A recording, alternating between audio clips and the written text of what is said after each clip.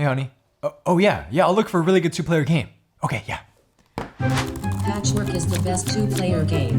Patchwork is the best two-player game. Patchwork is the best two-player game. Patchwork is the best two-player game. Patchwork is the best two-player game.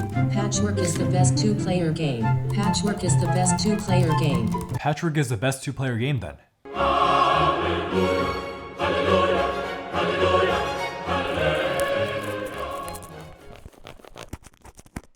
Ah! Now I can finally play with the wife. You probably know another two-player game, chess! Introducing GoChess, the world's first truly robotic chessboard. Like, no kidding, the pieces move on their own, and even fall. With GoChess, you can also play with your friend far away from you, as GoChess handles the moving of the pieces. And it's kinda like you're playing with them. It connects to chess.com for your convenience, and you can definitely use it to improve your chess skills with the lighting system. Use our link below to help the channel out and grab GoChess for you and your friends. This is the heavily memed Patchwork, the game that everyone and their mom says you should play with two players, like with your wife. But I don't have one of those, so I played it with my best buds instead. But what the heck is going on with this meme? Patchwork is a game where two players are making their very own colorful quilts. You place said pieces on your quilt, trying to fill it up the most, and there's going to be plenty of pieces you've never seen in Tetris. It's about 30 minutes and pretty much good for any gaming group of two out there, so let's just how to play! Goal of Patchwork is to have the most buttons. This is kind of like money in this game, we'll explain in a bit. To get buttons, you want to mostly A, get patches that provide you with income, and B, fill up your board as much as possible. Since each empty space is negative, 2 buttons come endgame. Every turn, you'll look at where this wooden pawn is located, then choose which of the 3 pieces in front of it you want to buy. You pay for that piece, then place it immediately on your board wherever you want. It just has to fit, so rotate it, flip it upside down, rotate it again. Then you move up your player marker by the amount of spaces the piece says. Some pieces have buttons on them, which means they're actually giving you income whenever your player marker passes by the button space. Oh, and then you'll also get one of these free leather squares whenever you pass one of those spaces first on the player board. Also, after your turn, you might be able to go again. It's just that whoever is lower on the player board takes their turn. So the turns are, you buy something, then place it, you move up your player marker for that, 1, 2, 3, 4, or you can just get free buttons by moving this up, 4 buttons. You rinse and repeat until both players reach the end of this track, then you just count up how many buttons you have, see who wins. Oh, one last thing, if you're the first to fill up a 7x7 square, like that, then you get this achievement, that's 7 points. Bros! Patchwork has great components. Player and progress boards are sturdy cardboard, and there's more nice cardboard with the actual patches to buy. These all fit together seamlessly for all your combinations, whether you flip them upside down or not. Cardboard buttons have some thick heft to kind of feel like real buttons, and thank goodness for all their different denominations. And wooden pieces! This patch selector little pawn knob is great to move around the table. Oh, and then for art, there's this quilt art on the back of the central board if you want to use that side, and then there's more art on the sides of the box. Yeah, this game is super visually inviting, okay? When you put the patches together, it's pretty impressive that they all have different designs, and so it won't be confusing telling them apart on your board, which is impressive for a game with so many different pieces. For learning, the included rulebook is filled with excellent visuals and diagrams. They're using this fold-out brochure style really well with talking about the actions, and it's nice that everything regarding endgame is on the last page. That also goes into how Patchwork is easy to set up and teach. All you have to do is randomize the included Tetris pieces and then put them in a circle. Then you grab a board, grab 5 buttons to use as money, and then take out the wooden pieces, and you're pretty much ready to start playing. Just explain that you're trying to fill up your board with Tetris pieces. Buttons are money, and then you grab one of these Tetris pieces every turn. Gameplay pros time. So this first one is kind of a blanket statement, which is Patchwork does the actual filling up of your board really well. There are so many shapes to try to visualize. I know we keep bringing up Tetris, but these 33 pieces go far beyond Tetris in having few exact copies. Here's a big T and then some smaller T's. You want big H? Or how about part of it cut off? Or cut off this way? Do you want a longer skinny piece or maybe a shorter one? By the way, the only 3 pairs of matching shapes are these, and these have different art designs anyways. From the get-go, you can just visualize all the unique ways these shapes go together, and then how to sequence them on your board with the freeform placement. And Patchwork is definitely not just making cool big shapes go big, Both players are gunning for the 7x7 reward, which requires you to rush a square shape without wasting too much effort otherwise. This leads to all the really satisfying moments where you fit in holes perfectly, but more on that later. You're trading off between fitting well for the 7x7 and then also your board as a whole. Or maybe you just go only on the board if your opponent is going to get that 7x7 before you. And man, those leather patches come in so clutch mid to late game to complete the 7x7s. They feel perfectly timed in when they're given out. Their existence guarantees that both players will have a chance of hitting that 7x7 even with some mistakes in placement. Note that trying to rush the 7x7 square shape can sometimes lead to perfect squares, which can make it harder to fill up your entire board and game. And positioning is actually a thing. Yep, the sewing of your patches right here means the positioning of your player marker. See, every time you buy a piece, you're not only evaluating the cost and the size of it, but also how much it's going to shoot you up in time, which changes your positioning. Shooting up higher is usually worse because that means that your opponent's going to have more back-to-back turns before you can take your turn, and then also you're just losing time as you're getting closer to the end of the game. Factor in that you also want to get your income up before crossing that income button threshold, so that's another reason why you might want to stall for time. So now there's some heavy trade-offs to purchasing some of the big and nice looking pieces. Even this free one that costs 0 buttons has a time penalty. And oftentimes you want to look ahead at what other pieces you can buy. But wait, you can't get them right now because they're not within the closest 3 to buy. Well, in that case, you may want to do something cheap here, slightly move up time to be right behind your opponent. So now you can take another turn and then you take that piece you really wanted, and then now you can leap ahead.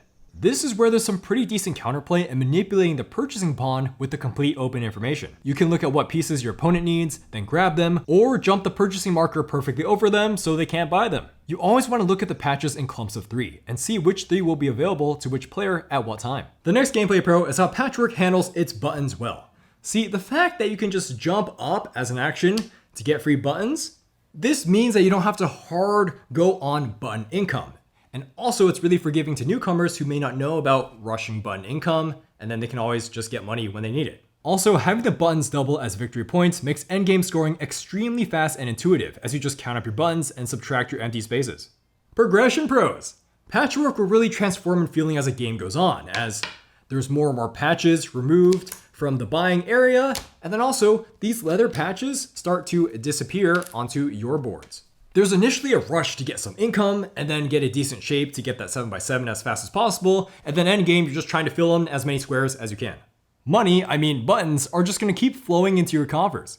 Sure, income payouts are always 6 spaces in between, but your income is going to be constantly going up throughout the game, and it's not like the patches are getting more expensive to buy. Oh, and less patches to buy means that the player marker goes around the smaller circle faster. You'll be able to more easily survey the remaining options, and it's come to mid-late game where counterplay becomes more clear. And remember, your board is constantly filling up, so late game, you might be able to afford a bunch of things and realize, shoot, you can't even place them. When you can place something late game and it fills up a hole just right, just perfect, oh my goodness, these are just so such good fits. This feels so good because you know the game is ending soon and you avoided a ton of negative points, and there must be some type of psychology something about filling holes perfectly when on a timer. Also, having to move up your player marker every turn no matter what you do means that Patchwork runs extremely true to about 30 minutes. And it's here we have to point out that Patchwork is a really well interconnected game in terms of all its mechanics. So we barely mentioned it before, but Patchwork is a luckless game. There is 0 luck. This 0 luck element and also the positioning and the buying and the Tetris game is going on is only through 1 buy a turn. The buying action triggers multiple things: moving the purchasing pawn, filling up your board, moving time, and maybe increasing income. It can sound like a lot, but while playing, all these systems don't really seem that complicated because Patchwork disguises itself really well in the innocent and intuitive theme of, hey, just make a quilt, do the 7x7 if you want, and then fill up your board. Last pro is that the replay value is good. So this tracker board is always going to be the same, but you randomize these Tetris pieces in any way you want for every single different game, and there's 33 of these pieces, so that's a lot of different combinations. Also, whenever you buy a piece, you can place it however you want on your board as long as that place is open. Like we said earlier, each piece has its own personality with size and cost, and mixing and matching their placement can be quite entertaining. Some games you'll be able to buy many cheap, small ones back to back and experiment how their holes fit together. This piece with that piece? That's right, it goes into the square hole here. Can you guess which spot that goes in? The square. That's right, it goes in the square. Cons. There is one rulebook confusion, and possibly because of translation issues. The button and leather patch spaces are to be interpreted as when you move past them, you get them. But the rulebook says that happens when you move onto or past those spaces. Well, you can't actually move onto that space because it's not a space. This could lead people to think that those are actual spaces, which would really change the game. Just take out the move onto line. For components, why doesn't Patchwork come with enough plastic bags? You only get this tiny little thing. Like seriously, do they expect all of these Tetris pieces to be just shaking around this container? This works, but it's not very clean. Anyways, we recommend 2 plastic bags, one bigger one for all the Tetris patches, and then one for all the buttons.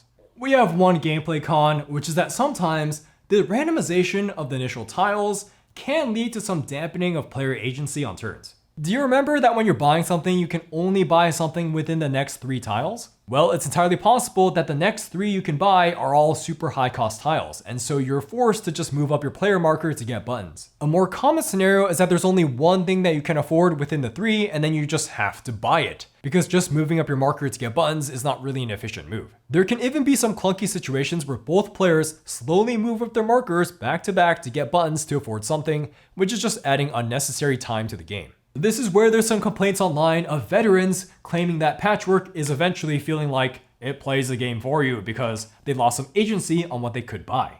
To this, we would say, yeah, they are correct, but this may not be as bad as it initially seems like. Even if you're limited to just buying one patch, you still have to think about where to place it, and technically there's a ton of decision making there at many stages of the game. Then, since there's complete open information on the market, if you really wanted to, you could just try to pace your buying in a way to perfectly prevent a situation where you wouldn't be able to afford something. But that definitely is going super ham on the calculating, and even with that, you might not be able to avoid an unbuyable state, but really, we doubt the vast majority of Patchwork players are going to try hard like this. That just leaves us with the sticky truth that, yeah, complete open-ended randomization of all these tiles is going to lead to some game states where there's a little less player agency on the buying phase. I mean, there are 33 patches, so there's a lot of different combinations here, okay? For fun, a game with different buyable tiles that handles that well is Suburbia. Suburbia has buyable tiles in 3 different tiers to pace buying smoother, and even has an option to buy things outside of the main market or trash a main market tile for a different use. But yeah, Patchwork is definitely a much simpler game. And we can see why Rosenberg didn't start labeling patches because that would cause some more rules overhead. For the most part, this con is not going to be a problem at all for a lot of the audience out there. As a quick fix after setup, you can rig the tiles so there's never more than 3 in a row of say 6 or more in price. Nitpick. This one is really not a big deal, but it would have been nice to see at least some sort of tracker for all your button income. Mid to late game, counting all these buttons every time you have to get income can get a little irritating. This could have been literally anything with numbers where you put a button on it, then move it up as you accumulate more income. But we can see why this isn't included to cut costs. And if anything wasn't attached to the current boards, they would be able to fit in the box. Scoring! Now it's time for recommender score on Patchwork, where we try to critically evaluate the aforementioned pros and cons with the caveat of whether or not this is even a good idea in the first place. And so Patchwork is going to get a 9 out of 10. It is excellent. And thank you, Reddit, for bringing this game to my attention all those years ago when I was looking at 2-player games. Memes aside, Patchwork is actually a tight economic game underneath the cuddly blanket of a low rules quilting fest. You buy assets with gold to generate more gold, and the bigger assets you buy, the less negative gold you incur end game.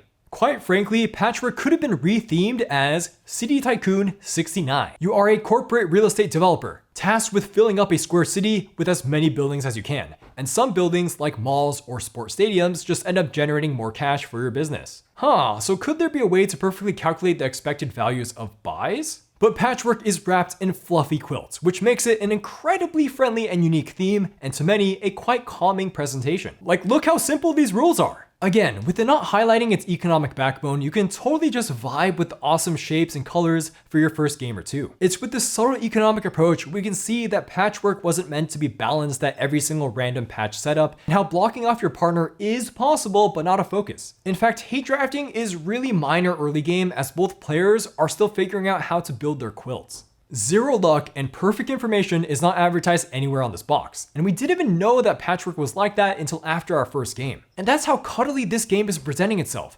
Patchwork doesn't want to be known as a zero luck game. It's known as the accessible 2-player quilting game that happens to have perfect info, that happens to have that perfect info idea there for the gamers who see it. If you're not very familiar with Perfect Info games, this is an excellent pickup to get your feet wet. This all comes together for a rightfully popular game where all you have to do is just grab quilting patch, then put it in, patch away, that's it. Yeah, you can easily quilt with your wife, or your husband, or your boyfriend, or your girlfriend, or your wife's boyfriend. I mean, honestly, whoever's just down to have the pieces fit in the nice slots, okay? Like, oh yeah, oh, that's such a good fit right there.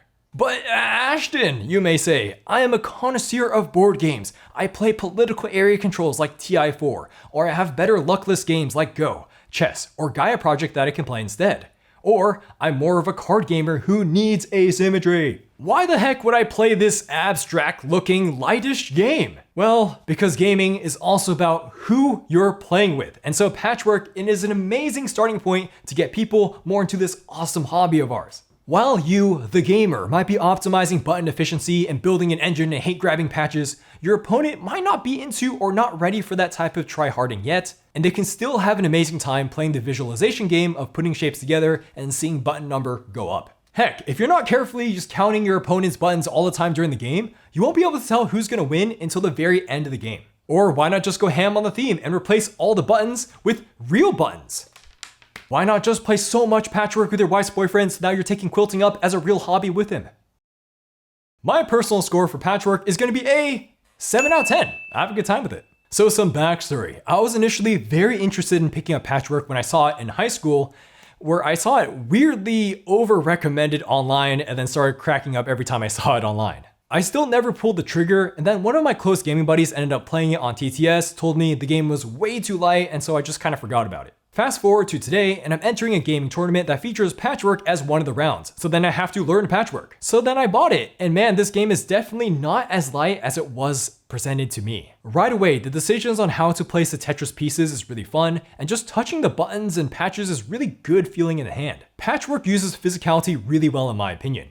I kid you not. I feel like I play much worse on TTS because I can't visualize the shapes as well because I can't hold them in my hand and feel them being placed on my board. And for 20 minutes, I feel like this hits so many good economic beats. As your button engine accelerates, the scarcity of the right patches gets lower and lower, and you can see the end of the game barreling towards you as you move the marker every turn. So yeah, I should have listened to the memes earlier and played it way earlier, since this would have been a perfect fit to play with some of my extended family. But of course, this isn't quite the realm of great since I'm not too attached to the theme, and also, after a couple plays, I'm definitely wanting some more complexity on turns. Like maybe we could do more combos or maybe play on different sized boards, but hey, that's not what the target audience of Patchwork is probably gonna want. I could see this game being a 7 out of 10 for quite a few more handful of games, then eventually dipping to a 6 out of 10 range once I get too familiar with all the patches. I don't ever see it getting lower than that because this provides good economic feelings in 20 minutes with so much visualizing to do with shapes and rotating them and placing.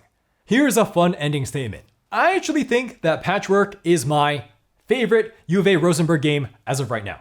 Yes, I haven't played that many. I've played Caverna and Agricola and a good amount of Bonanza. And while my enjoyment for all these U of A Rosenberg games is leaning towards positive, I think Patchwork just blows the other games out of the water when it comes to external enjoyment outside of the economic system and also in terms of timing of the game. I'm telling you, man, it's just all these shapes going into my head. I'm thinking about how to place them. All those years of playing Tetris have really paid off and it's expanding my brain, right? I think so. Just as a reminder, yes, I will be at World Series of Board Gaming for that tournament in the end of September. So more information down there. And yeah, check me out there if you want to play some games with me. That was a heavily memed about Patchwork. We finally checked it out. Does not fail to impress. As always, let me know what you think of this game, if you got burned out of it, or you want to pick it up and see how it does with the partner.